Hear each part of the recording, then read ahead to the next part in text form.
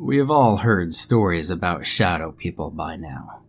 Or at least most of us have been exposed to the stories of humanoid-shaped black figures that stalk through people's lives, leaving trails of terror that last until the end of their lives.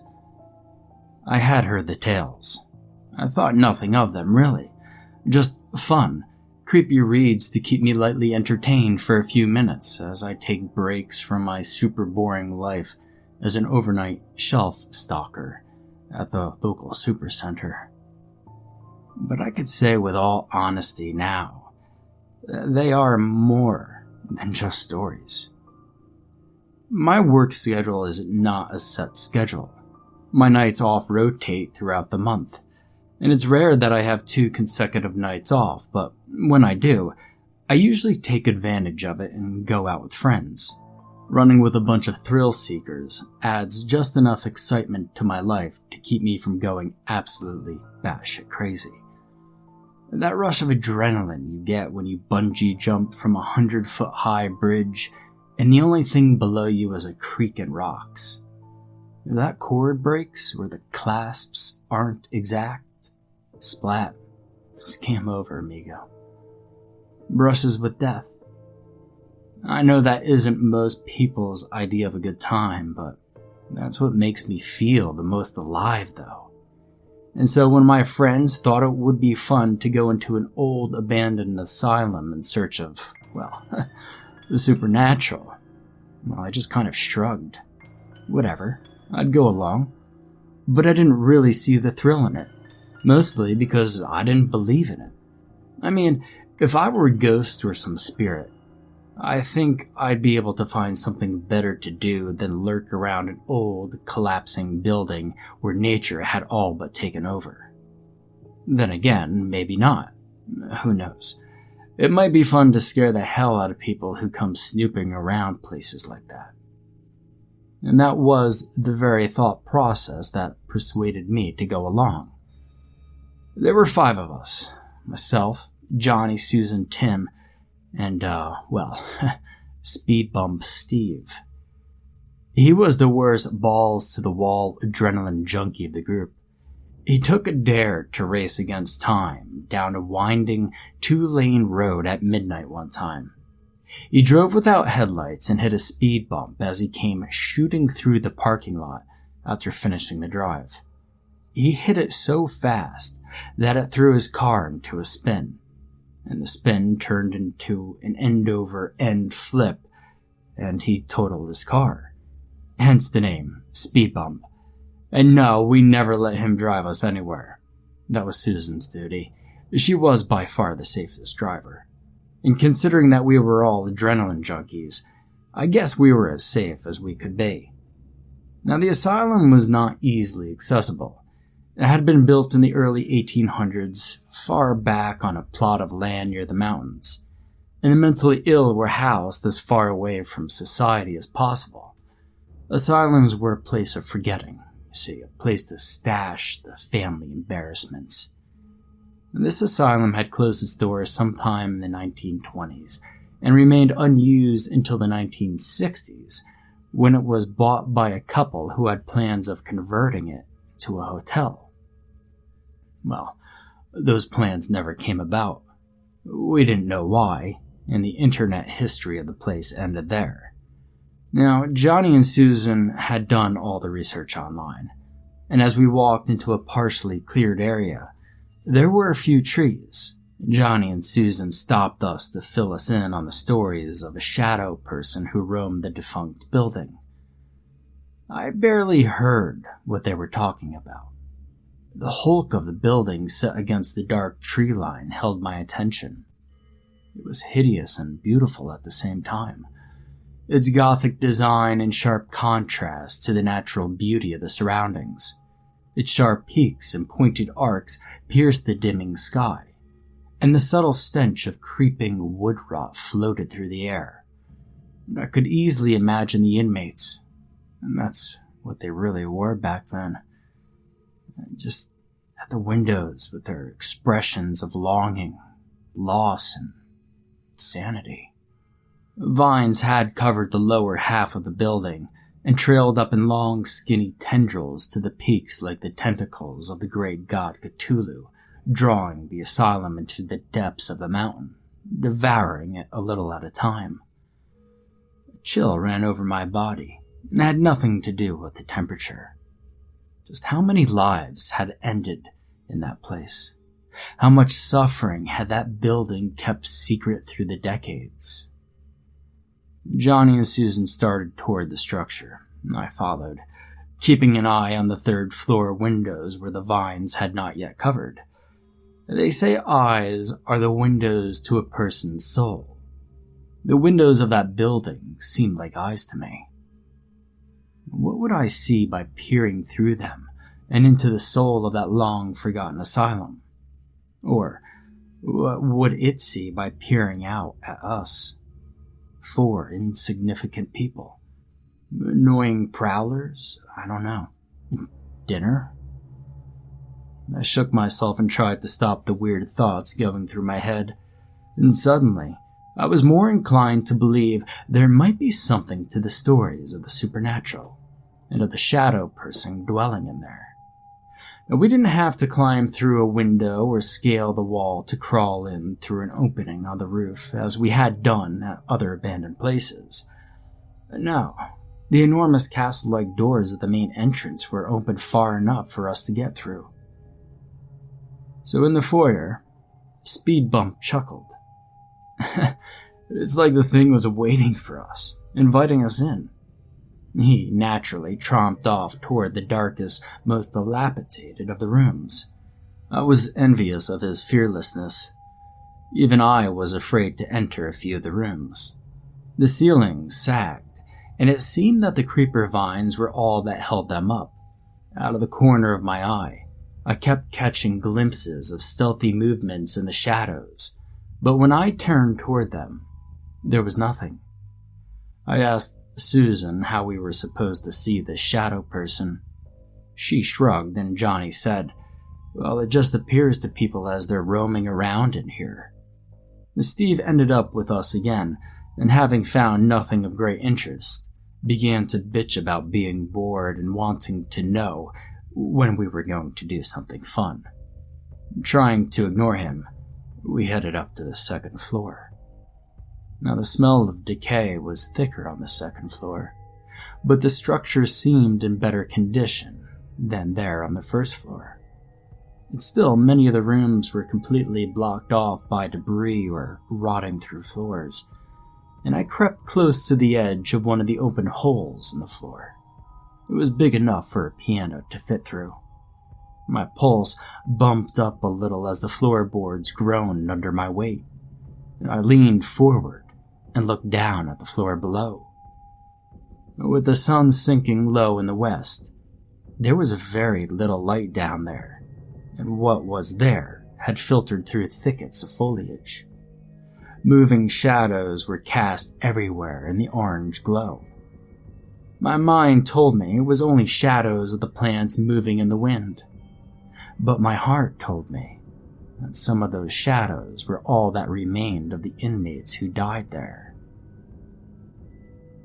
As I started to step back into the hallway, Steve ran straight toward me. Then he was past me, vaulting over the hole in the floor before I could stop him, and somehow the floor held up on the other side. He laughed like a lunatic and disappeared through a door on the other side of the room. For a split second, I thought 2 shadows traced his movement. It must have been a trick of the light, or, I don't know, my mind. Or at least, that's what I told myself at the time.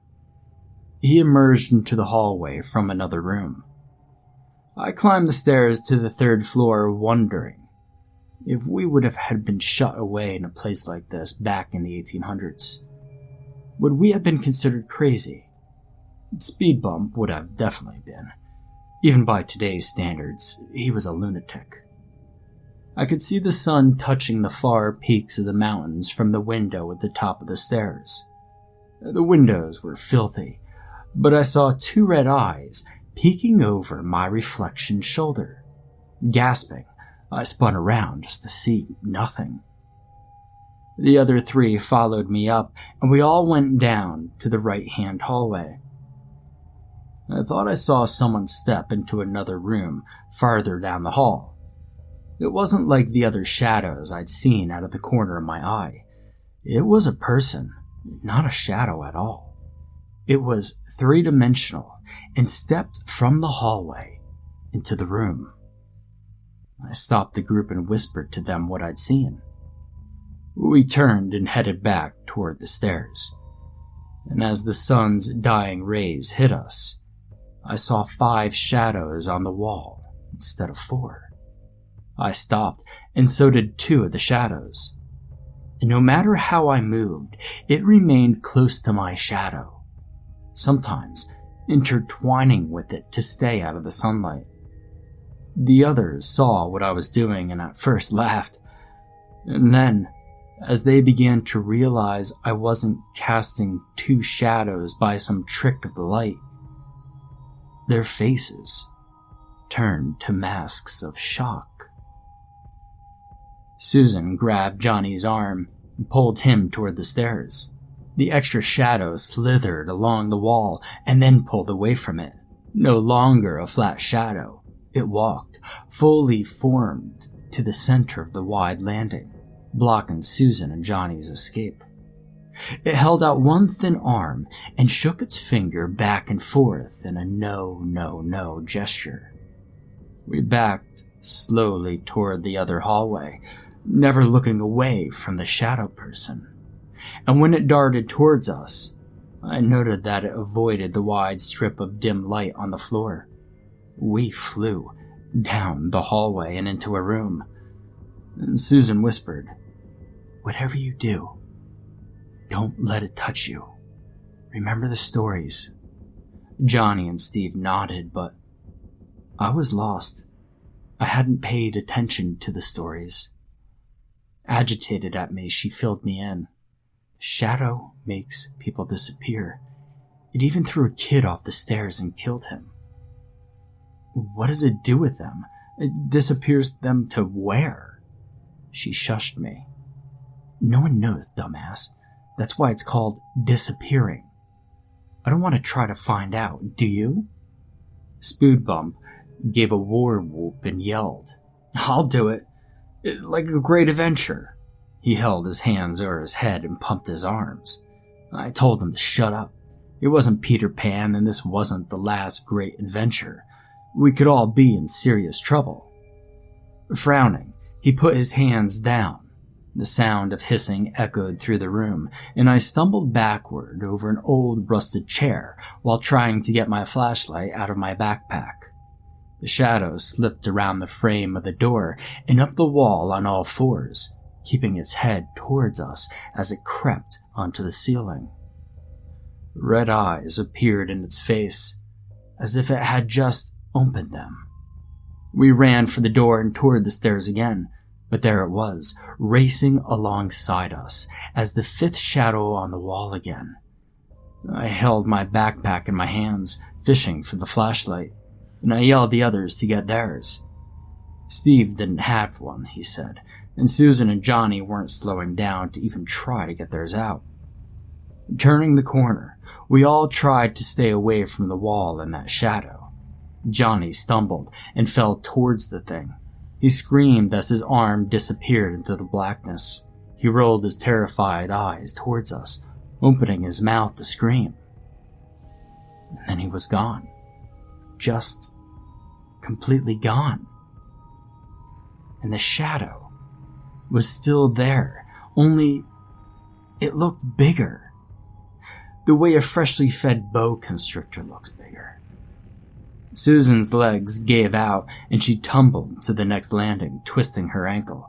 Steve and I hauled her up and tried to get her down the next flight without falling. And the shadow appeared on that landing and stepped towards us in great long strides, forcing us to take a hallway. Susan kept babbling, "I don't want to die. I don't want to die." Over and over, she repeated that same line until I was ready to smother her just to get her to be quiet. Now the shadow's hissing came again, and it was in the hallway just outside our room. and the sky grew darker by the second.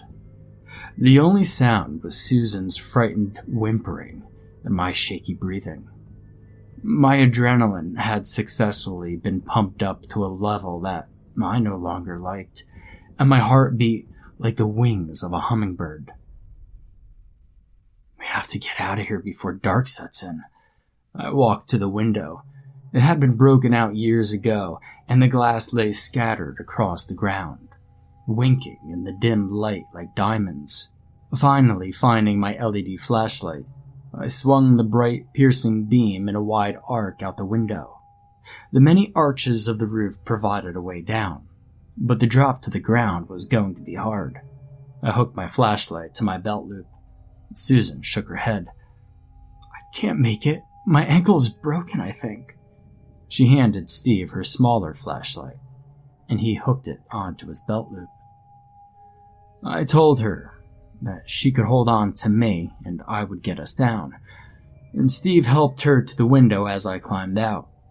Lowering myself to the first arch, I caught sight of the fat shadow slinking on the ceiling above Steve and Susan, and I yelled at them to hurry.